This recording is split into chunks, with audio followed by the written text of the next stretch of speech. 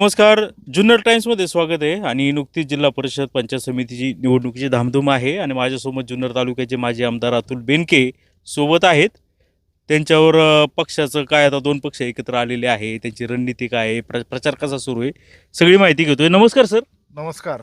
कसा प्रचार सुरू कसा आहे? एकदम चांगलं चालू आहे. सध्या आपण डिंगोर गटामध्ये आहे. सकाळ आलमे, बल्लारवाडी, आता अलदारे गावामध्ये आलेलो आहे आणि डिंगोर गटातले आमचे तिन्ही सीट निवडून येतील अशी परिस्थिती आहे. कारण लोकांचा उत्साह खूप आहे. एकतर दोन्ही राष्ट्रवादी एकत्र आलेत, उद्धव बाळासाहेब ठाकरे साहेब यांचा पक्ष एकत्र आला आहे, RPI गटाचा पक्ष आमच्याबरोबर एकत्र आला आहे. त्याच्यामुळं ही ताकद ही जी आमची डिंगोरमध्ये राष्ट्रवादी काँग्रेस पक्षाची आहे ती अधिक बळकट झालेली आहेत. आणि संदीप भाऊ, तुम्ही ह्या दोन्ही तिन्ही गावामध्ये जेव्हा फिरताय तर त्याच्यामधली तुम्हाला ते चित्र दिसूनच येत असेल. म्हणून ह्या तिन्ही सीट सोनाबाई दाभाडे, निलमताई आमले आणि डावकरताई ह्या तिन्ही सीट आमचं निवडून आल्याशिवाय राहणार नाही. तुम्ही म्हणताय दोन राष्ट्रवादीचं अखेर मनोमिलन झालंय आणि कार्यकर्त्यांनी तसं ॲक्सेप्ट केलं? नक्कीच ॲक्सेप्ट केलेले आहेत आणि सगळीकडे तेच चित्र दिसतंय. आज जर तुम्ही ह्या डिंगोर गटामध्ये बघितले, अंकुश शेठ आंबले हे पवारसाहेबांच्या पक्षाकडे होते, बबन तांबे साहेबांना आम्ही ह्या पक्षाकडे होतो. पण आता सगळं वरपासून खालपर्यंत आम्ही सगळेच कार्यकर्ते, प्रत्येक गावातले लोक इथं पण. आता आपण सर्जनेवाडीमध्ये जेव्हा आलो तेव्हा बाजीराव शेठ सर्जने असतील ते तिकडं होते, तर संतोष आमच्याकडं होता, बाबा इकडं होता, दीपक इकडं होता, असं होतच ते जरा. पण आता सगळेजण एकत्र मनोमिलन झालंय. 100% मनोमिलन झाले. पण आणि आता असं असताना आपल्या पक्षाचे तालुकाध्यक्ष जे पांडुरंग पवार आहेत ते कुठेतरी नाराज झाले. त्यांच्या सुनबाईसाठी ते तिकिटाची मागणी करत होते. तुम्ही तिकीट दिलं नाही, दुसरंच तिकीट दिलं. तिथे पांडुरंग पवार साहेब हे आमचे ज्येष्ठ नेते आहेत, ते आमचे तालुक्याचे अध्यक्ष आहेत. अनेक वर्ष पक्षानेही त्यांना खूप संधी दिलेली आहेत आणि त्यांनी पक्षाचं खूप मोठं काम केलं आहे. ते आमचे बेनके परिवारातले ते घटक आहे असं मी म्हणेल. पण यंदाच्या वेळेस त्या गटाचे कॅल्क्युलेशन आणि सगळ्या गोष्टी पाहता तिथं आपल्याला ते सीट कल्पना काळेंना द्यावं लागलं. आणि विशेषतः पांडुरंग पवार साहेबांशी पण माझी चर्चा झाली की कशा कशा सिच्युएशनल चेंजेस झाल्या किंवा कशा बाबतीतून आपण पुढं जातो आहे. दादांशीही चर्चा झाली होती, खासदार अमोल कोल्हेंशीही चर्चा झाली होती.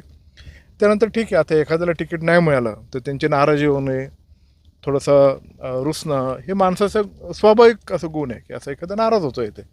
पण त्यातून समजुतीने मार्ग निघेल. पवारसाहेबांना आम्ही विनंती करतो आहे, दादा आणि वळसे पाटील साहेब पण बोलतील.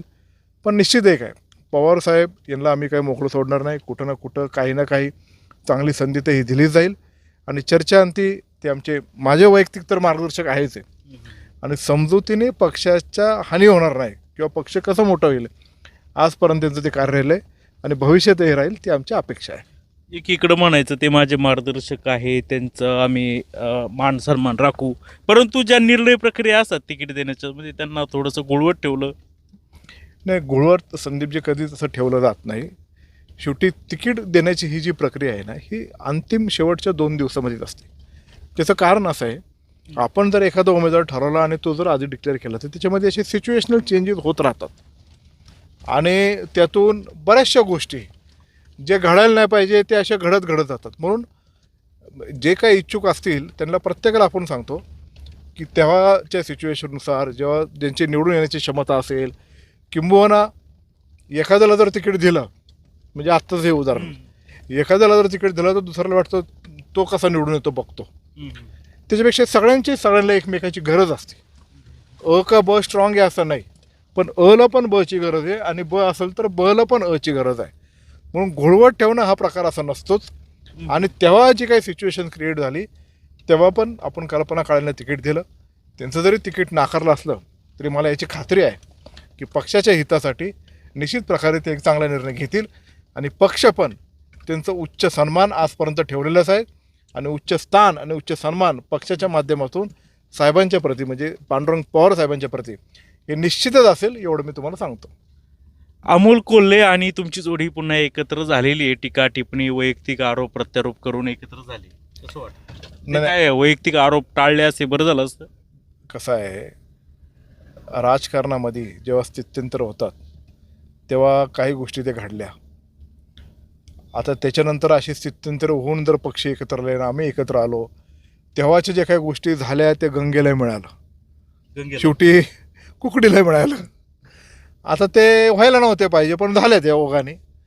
पण आज सगळेजण एक विचाराने, एक दिलाने, आम्ही दोघंही एकमेकांशी चर्चा करून शेवटी त्यांच्याही मनात काय राहिलं नाही पाहिजे, माझ्याही मनात काय राहिलं नाही पाहिजे आम्ही दोघं एकत्रित बसून एकमेकांशी चर्चा केली आणि राष्ट्रवादी काँग्रेस पक्षाच्या हितासाठी, तालुक्यातल्या लोकांच्या हितासाठी, महाराष्ट्राच्या हितासाठी जर पवारसाहेब आणि दादा एकत्र आलेत आणि तो निर्णय जर खालपर्यंत आपल्याला जर घ्यायचा असेल तर मनाने आपण एकत्र व्हायला पाहिजे. आणि म्हणून राजकारणामधले असे स्थित्यंतर घडले असतील तरी त्यांना काय वाटलं, मला काय वाटलं, हे आम्ही एकमेकांबरोबर चर्चा करून आम्ही एकदम फ्री माइंडने ह्या तालुक्यातल्या सगळ्याच लोकांना आवाहन केल्यानंतर त्या दृष्टीने पुढं वाटचाल करत आम्ही एक चांगल्या परीने पुढं मार्ग काढलेलाच आहे. बालेकिल्ला मजबूत आहे, आता मुलुकगिरी करायला अमोल कोल्हे गेलेले. कसं आहे, अमोल कोल्हे साहेब हे शिरूर लोकसभेचे खासदार आहेत आणि त्याचबरोबर ह्या महाराष्ट्राचे राष्ट्रवादीचे ते स्टार प्रचारक आहेत आणि म्हणून त्यांची डिमांड खूप आहे. आणि पक्षाच्या वरिष्ठ नेत्यांनी जर त्यांना आदेश दिला आणि वरच्या पातळीवर जर प्रचारासाठी त्यांना जर जावं लागलं तर त्यांना इथून पलीकडं इलेक्शनच्या कालावधीमध्ये जावंच लागतं. आणि ते जात असताना इथले सगळे असंख्य कार्यकर्ते असतील, आता आम्ही एकत्र आलो म्हणून मी असेल, आम्ही लोकांमध्ये समरस होऊन किंवा या सगळ्या गोष्टी, ते इलेक्शनची प्रक्रिया असेल, संघटनात्मक काम असेल, ते निश्चित प्रकारे पार पाडू.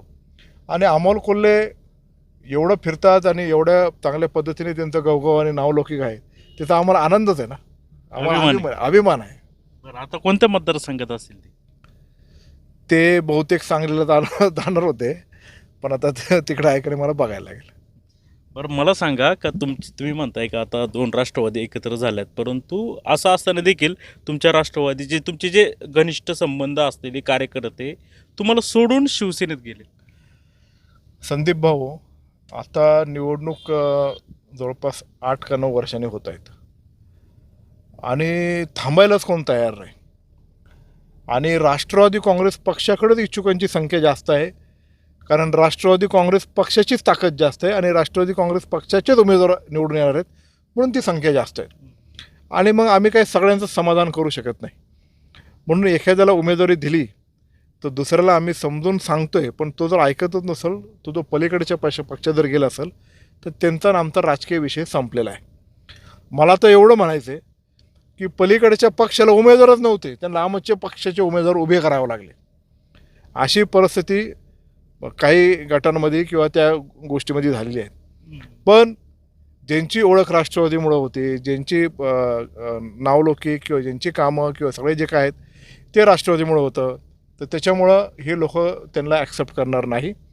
जे लोक सोडून गेले असतील त्यांच्या गावातसुद्धा राष्ट्रवादी काँग्रेस पक्ष हा 1 नंबरचा राहील, एवढं मात्र मी नक्की सांगतो. तुम्ही सांगता 1 नंबरचा पक्ष राहील, परंतु समजा ते मांडे झाले, प्रसाद पानसरे तुमचे सहकारी होते, PA म्हणता येईल, ते पण सोडून गेले.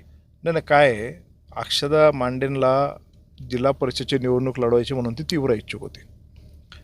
तिला द्यायचं नाही असा विषय नव्हता, पण सगळ्या परम्युटेशन कॉम्बिनेशन्स किंवा आपण कशा पद्धतीने एकत्रित येऊन पुढं जाऊ शकतो किंवा एखाद्या गावातल्या आपण उमेदवारी दिल्यानंतर खालच्या पंचायत समितीचे कसे कॉन्सिक्वेन्सेस असतील, हे सगळे आम्ही कॅल्क्युलेशन करून सगळ्या नेत्यांशी चर्चा करून, अजितदादा असतील, अमोल कोल्हे असतील, आम्ही तो सामूहिक निर्णय तो छायाताई तांबेंचा घेतला. तिला आम्ही समजून सांगतो की तू थांब आता, नेक्स्ट टाईमला आपण बघता येईल, नाही जर पंचायत समितीला करता येईल. पण त्या काय थांबायच्या तयारीत नव्हत्या. माझ्यावर जेव्हा बोलल्या तेव्हा त्यांनी माझं ऐकलंसुद्धा. वैयक्तिक अक्षदाची इतर पक्षात जाण्याची इच्छा बिलकुल नव्हती. आमच्या गावात जेव्हा मीटिंग झाली ओझरमध्ये, हिवऱ्यामध्ये, तेव्हा एक ज्येष्ठ व्यक्तिमत्व आमचे उठले आणि ते म्हणले अक्षदा गेली नाही, अक्षदाला नेली. आणि ते न्यायचं काम ज्या लोकांनी केलं आहे किंवा ज्या जबरदस्तीने केलं आहे, ठीक आहे, आता ती तिकडे उमेदवार झाली, ती आमच्या गावातली जरी कन्या असली तरी राजकीय संबंध आमचा त्यांच्याबरोबर नाही. ओझर गावामध्ये, दोन्ही ओझरमध्ये आणि दोन्ही हिवऱ्यामध्ये होणाऱ्या मतदानापैकी 80% मतदान हे निश्चित प्रकारे राष्ट्रवादीलाच होणार आणि आमची लोक त्या बाबतीत कुठलीही कमी पडणार नाही, एवढं मात्र नक्कीच सांगतो. त्यांनी जे काय पलीकडचा पक्ष स्वीकारला आहे त्याचा पश्चाताप भविष्यात निश्चितच तिला होणार. तांबे बारो गटामध्ये देखील काही तुमचे सहकारी गेलेले आहेत, पक्षप्रवेश झाला आहे, आणि काही जे सहकारी आहे ते तुमच्याच पक्षात आहे आणि त्यांना आतून मदत करताय.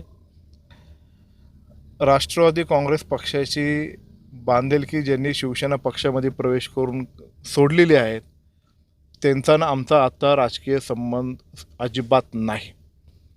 तांबे बारोमध्ये पण तिन्ही आमच्या राष्ट्रवादी काँग्रेस पक्षाचे उमेदवार हे निश्चित प्रकारे निवडून राष्ट्रवादी काँग्रेस पक्षाचे उमेदवार निश्चित प्रकारे निवडून येणारच आहेत. त्याच्यामध्ये मी काल परवा ऐकलं की कोणतरी लोक म्हणले की अतुल बेनकेंची काय आतून मदत चालली वगैरे. तसं अजिबात काही नाही. पोपट महाराज नाही, पोपट महाराजची मी बाईट ऐकल्यानं मलाच हसू यायला लागलं की काय ते महाराज बोलतात आणि काय ते हे करतात आणि काय मला मेसेज दाखवतात. त्यांनी असं म्हटल्यानंतर मी मेसेज तपासले सगळे की काय यांनी काय मेसेज केलं आणि काय नाही. त्यांचा माझा शेवटचा मेसेज जवळपास 7 का 8 जानेवारीच्या दरम्यानचा असेल. बर. आणि त्याच्या पहिले पण त्यांनी सांगितले याने घड्याची गाडी सुचवली, म्हणजे अजून निर्णय झाला नाही, त्यांनी परस्पर सुचवली. एवढा एक मेसेज 2-3 जानेवारीच्या दरम्यान असेल. त्याच्यानंतर मेसेज नाही, काही नाही. ते अत्यंत ती जी बाईट दिली ते खोटं बोललेले आहेत. महाराज खोटं बोलली. हे बघा, आता तो त्यांचा वैयक्तिक विषय. मी महाराज खोटं बोलले असं नाही. आता ते आता समजा आहे, ते पोपट- तुमच्या आरोप करते महाराजांना खोटं पाडलं. ते नाही म्हणत मी. पोपट महाराज हे अध्यात्मातले महाराज आहेत, त्याच्याबद्दल मला बोलायचं नाही. तसं पोपट खंडागळे हे अतुल बेनकेचा पहिला मित्र आहे आधीपासूनचा. मी जेव्हा कॉलेजवरनंतर इथं जेव्हा फिरायचो ना, तेव्हा ते पोपट महाराज नव्हते, ते पोपट खंडागळे होते. त्यानंतर ते आळंदीला गेले व महाराज झाले. पण त्यांनी जी ती बाईट दिली ना, त्याच्यामध्ये कुठल्याही प्रकारचं तथ्य नाही. ते सपशेल खोटं बोललेले आहेत. राष्ट्रवादी काँग्रेस पक्षाच्याच उमेदवाराच्या पाठीमागे मी भक्कमपणे उभा आहे आणि तिथले 3ही सीट निवडून येतील याच्या बाबतीत मी खबरदारी घेतली आणि प्रत्येक गावामध्ये कॉन्टॅक्ट करून आम्ही पुढं जात आहोत. ते जे राहिला विषय, आमच्या पक्षातले काही लोक तिथे जर गेले असतील तर त्यांच्याबद्दलचा माझा हे राजकीय संबंध नाही. मी हे पूर्वी सांगितलेलं आहे. आणि जर आतून कोण असं सपोर्ट करत असेल तर माझंही त्यांना आव्हान आहे की असं आतून आणि बाहेरून सपोर्ट करण्यापेक्षा पुढे या ना, बाहेर येऊन सपोर्ट करा आणि कोणाला करायचं ते करा. राजकारणामध्ये असं आतून बाहेरून नाही, समोरासमोर लढून करा ना तुम्हाला काय करायचं. पण राष्ट्रवादी काँग्रेस पक्ष आणि अजितदादा जिथं असेल त्याच्या विरोधात जर कोण वागत असेल तर त्याला माफी नाही, एवढं मात्र ठामपणे मी सांगतो. काय आतून बाहेरून सपोर्टवाले कारवाई होईल त्यांच्यावर? निवडणूक झाल्यानंतर सगळ्यांना कळणार आहे की कोण करते काय. आत्ता माझ्यापर्यंत ऐक्यू बातम्या आहेत. ज्यांनी असं केलं असेल आणि त्याचे पुरावे गोळा झाले असेल त्यांच्यावर 100% राष्ट्रवादी काँग्रेस पक्षाच्या वतीने शिस्तभंगाची कारवाई होणारच. जे देवराम लांडे आहे म्हणजे विरोधक म्हणजे तुमच्याच पक्षाचे कार्यकर्ते सांगतायत की अतुल बेनकेंना शिव्या द्यायचे आणि अतुल बेनकेंनी त्यांनाच मांडीवर घेतलं. देवराम लांडेंनी जेव्हा टीका केली ती राजकीय टीका केलेली आहे. ते शिव्या देणे किंवा हे करणे, त्यांनी जे काय मला ते ऐकवले, त्यांनी काय मला शिव्या दिलेल्या नाही. त्यांनी त्यांच्या खाजगी गप्पांमध्ये एक अमुक माणसांना ते बोललेले आहेत आणि त्याचा भांडवल करून ते जर मला त्याच्यामध्ये ओढत असेल तर ते हे चुकीचं आहे. देवराम लांडे आणि आमचे वैयक्तिक रिलेशन चांगले आहेत. त्यांची राजकीय परिस्थिती त्यांनी बदलली, त्याच्यावर त्यांनी पॉलिटिकल टीका पण केली असेल. पण वैयक्तिक शिव्या दिल्या, हे केलं, हे जे सांगतायत ना, हे चुकीच्या पद्धतीने गावगाव करायचा प्रयत्न करतात. तुम्ही त्यांना सांगितलं नाही मला कशाला जोडताय याच्यात? सांगितलं, किती वेळा सांगितलं की तुम्ही जे काय बोलतायत हे वेगळ्या कारणाने मला त्याच्यामध्ये ओढून मला शिवाय दिल्या आहे, हे असं तुमचं जे बोलणं आहे हे चुकीचं आहे. हे मी त्यांना खाजगी सांगितलं जे मला बोलले ते. मला सांगा का शरद सोनवणेकडं आता इन्कमिंग झाली, तुम्ही त्याचं उत्तर दिलं का हे होईल राष्ट्रवादी? पण ते पण असं म्हणतायत की आम्ही 8ही जागा निवडून येणार आणि तसं थोडंसं तसंच वातावरण सोशल मीडियात दिसतंय. असं अजिबात नाही संदीप भाऊ. कसं आहे, सोशल मीडियामध्ये काय जरी तिथं असेल तरी प्रत्यक्षामध्ये ग्राउंडवरचं चित्र आहे हे वेगळं असतं. अशा अनेक निवडणुकीमध्ये आपण पाहिलेलं आहे. आता सोशल मीडिया कमेंट्स, बाकीचे लाईक्स, हे ते एक मीडिया हाऊस सेटअप करून ते कशा पद्धतीने चालवतात हे काय मला वेगळं सांगायची गरज नाही. ते काही लोक करतात. आता म्हणताना ते काही म्हणतील. इलेक्शनच्या आधी तर काही सांगत होते की शिवाजी महाराजांचा पुतळा 1 वर्षात उभा करणार. पुतळा उभा राहावा या मताचं आहे मी. पण एवढं सपशेल खोटं लोकांशी बोलायचं. त्यांनी सांगितलं ते नासाची शाळा करणार. कुठं झाली शाळा? त्यांनी सांगितलं तालुक्यातल्या सगळ्या महिलांचे इन्शुरन्स काढणार. काय झालं इन्शुरन्सचं? 10 एकरामध्ये घरकुल करणार. कुठे गेले ते 10 एकर? म्हणून काहीतरी बोलायचं म्हणून ठीक आहे, लोकांना विजन दाखवणं, काहीतरी दिशा दाखवणं निवडणुकीमध्ये ठीक आहे, पण काही बोलायचं. म्हणून लोकांची जी मानसिकता आहे ना की आपण फसलो गेलेलो आहे, ही लोकांची मानसिकता झालेली आहे. म्हणून राष्ट्रवादी काँग्रेस पक्षाचे सीट्स या जुन्नर तालुक्यामध्ये माझा हा दावा आहे की सगळ्याचे सगळे निवडून आल्याशिवाय राहणार नाही.